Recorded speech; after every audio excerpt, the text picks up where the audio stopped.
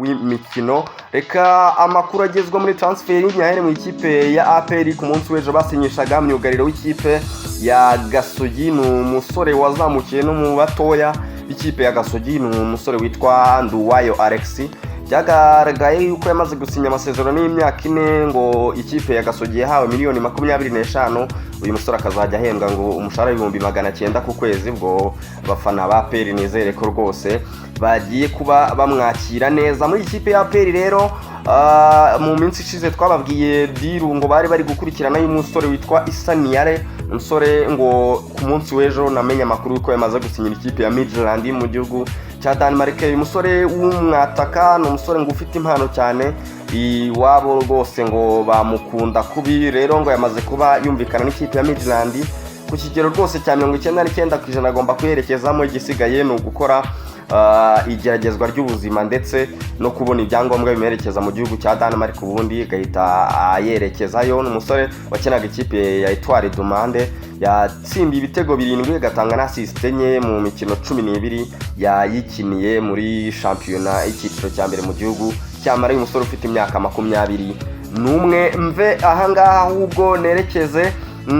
kipe ya Mukuraho gatoya. Ku munsi w'ejo twamenye amakuru yuko ngo banongereye amasezerano witwa Niyonzima Eric Fiston, umusore bongereye amasezerano aje asanga witwa Hakizimana Zuberi nawe wamari wangereye mu cyumweru cyari cyabanje.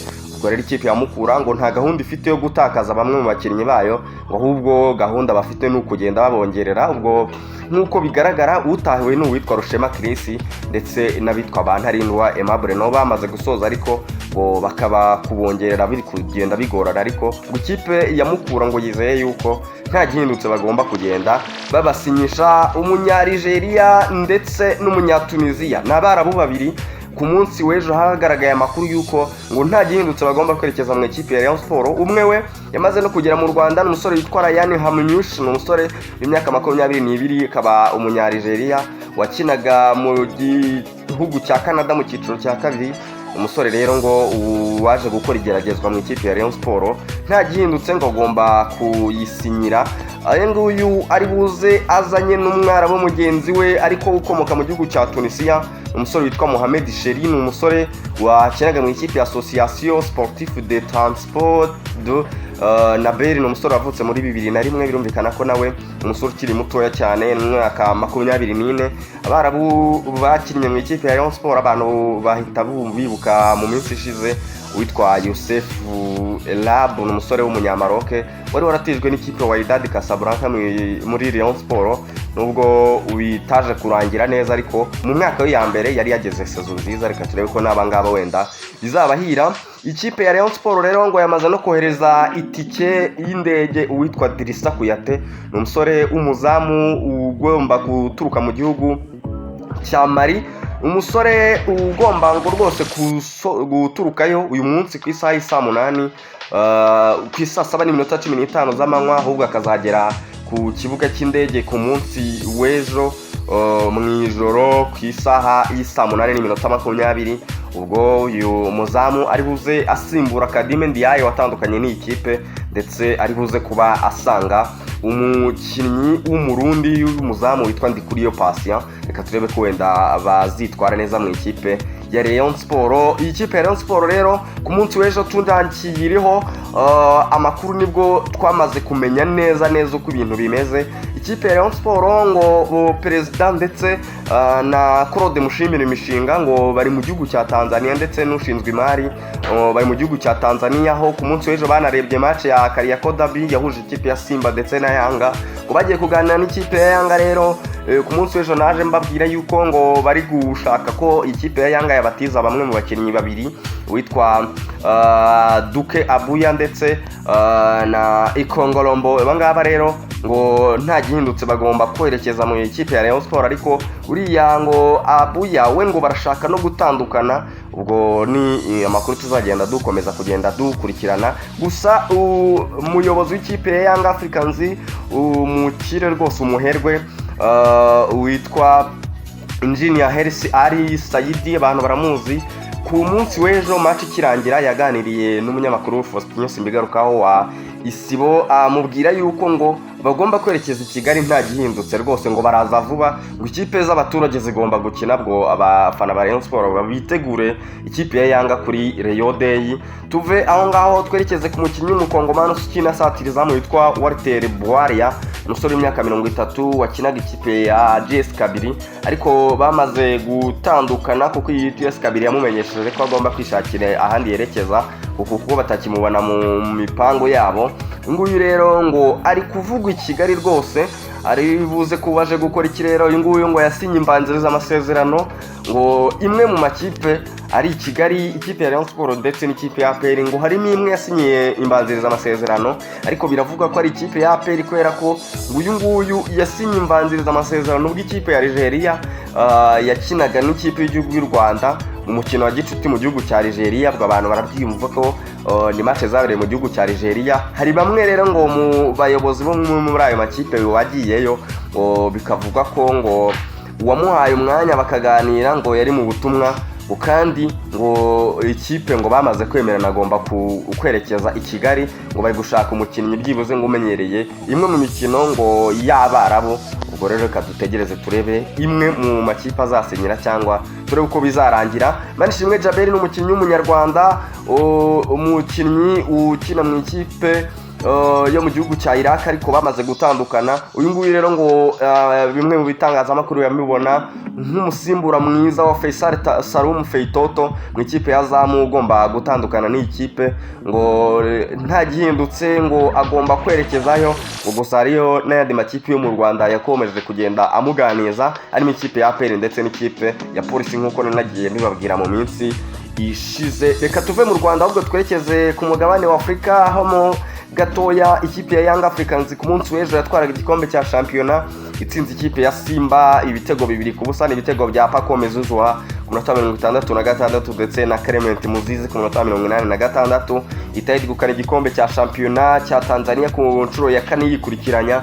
Ikipe ya Yanga rero ngo n'ubwa mbere itwaye igikombe nyine iri kumwe n'umutoza wayo Milhoud Hamid, umusore ni umutoza w'umunya-Nigeria, kikaba n'igikombe cya 31 batwaye mu gihugu cya Tanzania. Ikipe ya Kaizer Chiefs igomba kwerekeza mu gihugu cy'Ubuholandi gukora pre-season, zakina imikino igiye itandukanye, harimo amakipe yo mu gihugu cy'Ubuholandi arimo Vitesse, Utrecht, Nîmes ndetse na PEC Zwolle, ubwo tutibagiwe na FC 20 bagomba kugenda bakina. Ikipe ya Al-Ahly ngo yamaze kongera gusubira ku mutoza wayo ugeze kwinyuramo witwa Jose Riveiro Nosore, ni umutoza watandukanye n'ikipe ya Orlando Pirates. Ngo rero ngo nta gihindutse agomba kugenda ayigaragamo, ni nyuma y'uko ikipe ya Al-Ahly itashye ivuye muri Amerika aho gukina imikino ya Club World Cup isezerewe. Niko iyi kipe ya Al-Ahly ngo iri gushakishwa cyane ku mbuga nkoranyambaga, ngo ariko bari gushaka umusore w'umunya-Palestina, umusore witwa Wissam Abu Ali, ni umusore uherutse no gutsinda hat-trick ubwo basezererwaga mu gikombe cy'isi cy'amakarabu banganya n'ikipe ya FC Porto ibitego 4-4. ngo amakipe rwose yo yiganjemo amakipe yo muri Leta Zunze Ubumwe za Amerika agomba kugenda amushaka. Ku mugabane w'i Burayi reka bariho umuntu yerekeza, hariyo amakuru agiye atandukanye. Ikipe ya umusore w'ikipe y'igihugu ya Nigeria witwa Simon Moses yamaze kugenda asinyira ikipe ya Paris FC, ni ikipe yamaze kuzamuka mu cyiciro cya mbere. Umusore reka turebe ukuntu azitwara. Ikipe ya Napoli iri mu biganiro ngo birimbanyije cyane ikipe ya Liverpool kugira ngo babe basinyisha witwa Darwin Nunez amasezerano azamugeza muri 2030, ahembwa umushahara wa miliyoni 5 ku mwaka. Reka turebe ko nawe bizakunda. Ikipe ya Al Nassr yamaze gushimira witwa Stefano Pioli, umutoza w'umutaliyani waje yerekeza amavuye mu ikipe ya Napoli. Bamaze kureba batandukana nawe rero kugira ngo babe bashaka uburyo bazabaho mu mukino izaza y'umwaka utaha w'imikino mu gikombe cy'isi cy'amakarabu. Reka bariho dusoreza, habaga imikino yo mu itsinda rya 5 ndetse n'irya 6. ku munsi w'ejo saa 3 ikipe ya Borussia Dortmund yo mu gihugu cy'Ubudage yatsinze ikipe ya Lucien Hyundai igitego 1-0. Igitego cyatsinzwe n'umusore witwa Daniel Svensson, ni umusore watsinze igitego ahawe assist n'uwitwa Jude Bellingham, ni mwene wabo wa wa Jude Bellingham akaba na murumuna we. Uwundi mukino wabaga muri iri tsinda ikipe ya Mamelodi Sundowns yanganyije n'ikipe ya Fluminense mu gihugu cya Brazil ibitego ubusa ku busa, biza kurangira ikipe ya Borussia Dortmund isamutse ari iya mbere n'amanota 7, Fluminense izamuka ari iya kabiri n'amanota 5, ikipe ya Mamelodi inganya itaha ifite amanota 4 mu gihe Ulsan Hyundai yatashye ifite ubusa n'umwenda w'ibitego 4. aho hari mu itsinda rya gatanu. Mu itsinda rya gatandatu match zirangiye mu kanya gashize, ikipe ya Inter de Milan yo mu gihugu cy'Ubutaliyani yatsinze River Plate ibitego 2 ku busa. Byagombeye yuko umukinnyi wa River Plate witwa Lucas Martinez Quarta abona ikarita y'umutuku ku minota 65, ku minota 72 Francesco Pio Esposito watsindiye igitego cya mbere kuri pasi ya Peter Susic. Ku munota wa 93 Leandro Bastoni yatsinda igitego cya kabiri, mu gihe Gonzalo Montiel yabonye ikarita ya kabiri y'umutuku. River Plate yabonyemo amakarita 2 y'umutuku muri uyu mukino. Ikipe ya Urawa Red Diamonds yatsinzwe n'ikipe ya Monterrey ibitego 4 ku busa. Ni ibitego mu gice cya mbere rwose hari hagezemo bitatu. Nelson Deosa ku munota wa 33 Germain Bertin, Jesus Corona ku munota wa 39, mu gihe ku munota wa 97 Germain Bertrem yatsinze igitego cya 4, biza kurangira bayinyagiye muri iri tsinda. Ikipe ya Inter de Milan yazamutse ari ya mbere n'amanota 7, Monterrey yo mu gihugu cya Mexique ikinamo uwitwa Sergio Ramos izamuka ari ya kabiri n'amanota agera kuri 5, mu gihe ikipe ya River Plate yasezerewe n'amanota agera kuri 4. Ikipe ya Urawa Red Diamonds yo mu gihugu cya Korea itaha rwose n'ubusa bw'amanota isebye cyane. Uyu munsi hatahiwe itsinda rya 7 ndetse n'itsinda rya 8. ni imikino iteganyijwe uyu munsi ku isaha y'isa 3. Juventus iri buze kuba ikina n'ikipe ya Manchester City, mu gihe Wydad Casablanca ikipe yo muri Afrika iri buze gukina n'ikipe Al Ain yo muri Leta Zunze Ubumwe z'Abarabu, n'ubundi nayo bari buze gukina ku isaha y'isa 3. Ikipe ya Al Hilal iri buze gukina na Pachuca saa 9 rwose mu rukerera rw'ejo. Ikipe ya Red Bull Salzburg yo mu gihugu cya Autriche iri buze gukina n'ikipe ya Real Madrid. Amakuru wenda umuntu yagenda asorezaho ari kugenda avugwa none ahangaha, ni umusore w'umukongomani witwa Elia Panzu. Ni umusore ukina mu ikipe ya Simba Sports Club mu gihugu cya Tanzania.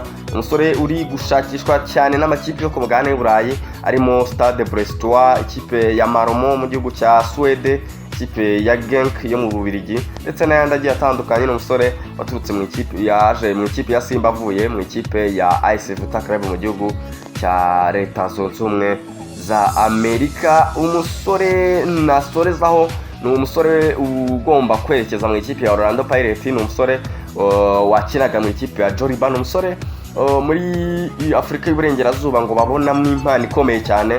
Umusore w'umunyamari wakinnye imikino igera kuri 7 muri CAF Champions League. Ni umusore rwose witwa Abdoulaye Mariko w'imyaka 20 ugomba kwerekeza mu ikipe ya Orlando Pirates.